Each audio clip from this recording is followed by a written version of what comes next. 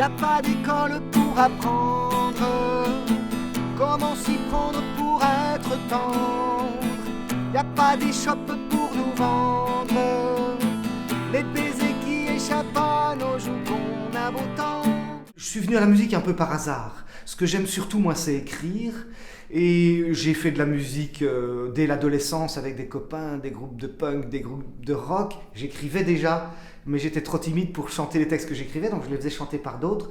Puis il se fait que, écrivant pour les enfants et étant enseignant, je suis arrivé à chanter moi-même. Mais ma nécessité, c'était écrire, dire ce que je ressens, partager avec d'autres des émotions. Ça, c'était nécessaire et ça l'est plus que jamais. Je le ressens encore plus aujourd'hui qu'on vit une situation particulière. C'est une chance. C'est une chance de pouvoir dire aux autres, d'être tout d'un coup sur une scène, d'être écouté par 100 personnes, 500 personnes, 1000 personnes. Je pense qu'on devrait tous avoir cette chance-là. Après, on n'a pas tous ce désir-là. Mais je me rends compte que pour le faire maintenant depuis longtemps, ce métier-là, quand il y a des périodes comme celle-ci où j'en suis privé, il y a un vrai manque.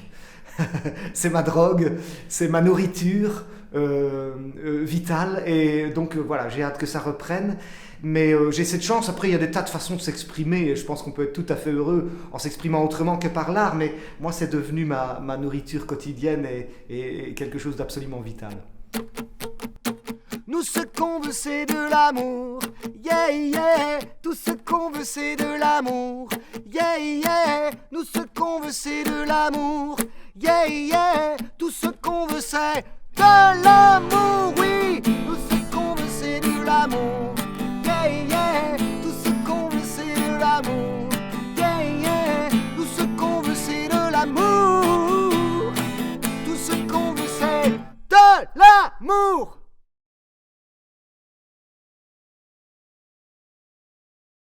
Du changement, le changement, je l'attends depuis vraiment un bon moment déjà. Et j'ai pas attendu le Covid pour qu'il il soit, voilà, que l'envie soit là, très forte. Un monde qui change, je crois qu'il est vraiment temps qu'on l'aborde. Il est en marche, j'en suis persuadé. Je le vois au quotidien avec les enfants que j'ai autour de moi, dans les stages, dans les spectacles, etc. Et c'est le changement vers un monde plus équitable. Je pense qu'il y a des gens qui vivent bien. Moi, j'ai la chance de vivre bien. Et quand je dis vivre bien, je ne parle pas d'un confort matériel.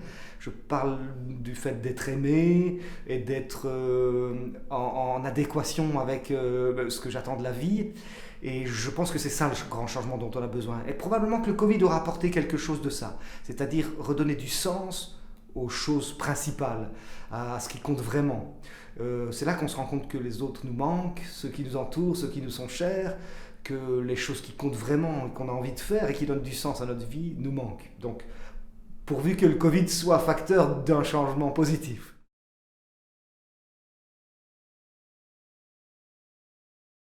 Il y a deux choses.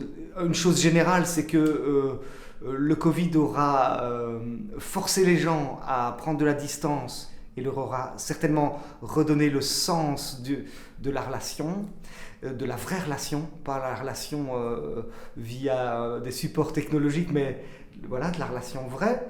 Et la deuxième chose, d'un point de vue tout à fait personnel, ça m'aura donné l'occasion de prendre le temps d'écrire. Depuis longtemps, je travaille sur un roman par petits bouts, parce qu'avec les tournées, les spectacles, les stages, etc., je n'avais pas l'occasion de consacrer un moment suffisamment long à ce texte-là. Et puis au printemps, ça a été comme un cadeau qu'on m'a fait, je l'ai pris comme ça.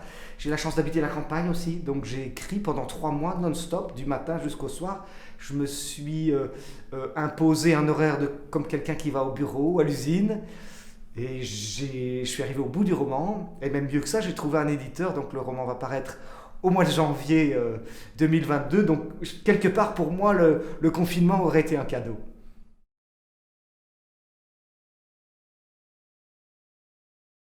Je ne suis pas, moi, un rebelle par rapport aux règles qu'on nous impose, on peut le dire comme ça.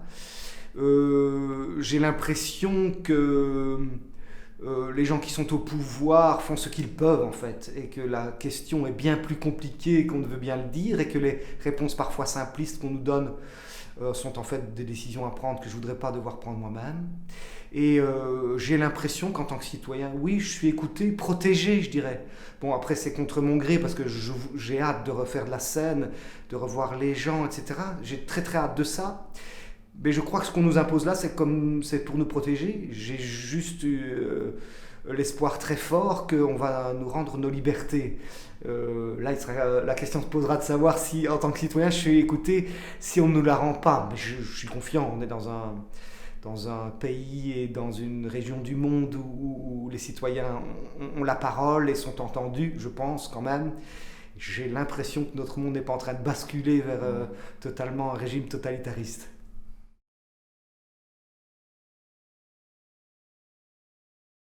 J'habite dans la région de Liège, mais j'ai de la famille ici à Sambreville que je vois pas très souvent.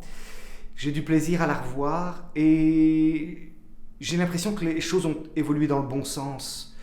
Ici, je parle vraiment de la région ici. C'est-à-dire quand j'étais enfant, mes grands-parents habitaient ici, c'était l'occasion pour moi de retrouver mes cousins, etc.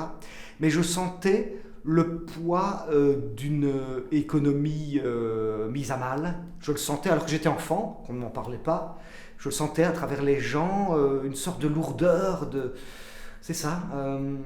Et j'ai l'impression que ça va mieux. Ça va mieux, c'est-à-dire que j'ai l'impression que les gens retrouvent de l'espoir et d'autres choses à construire et voient des lignes à suivre, quoi. Mais je crois que c'est dans l'ensemble, en Wallonie, j'ai l'impression que notre économie n'est plus, que notre région, notre Wallonie n'est plus la région maudite, oh les Wallons qui sont des paresseux, etc.